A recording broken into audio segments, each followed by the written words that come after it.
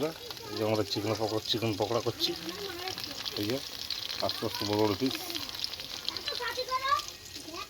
যে মাল মশলা দিয়ে মাখিয়ে রেখেছিলাম।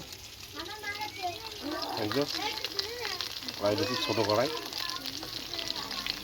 এই যে পকোড়া আবার ছেড়েছি। কিরকম আছে পায়েল?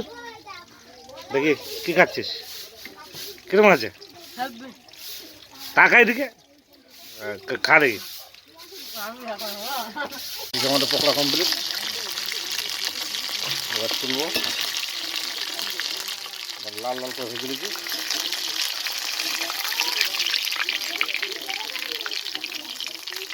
দেখেছ পকোড়া খালি কালারটা থাকে।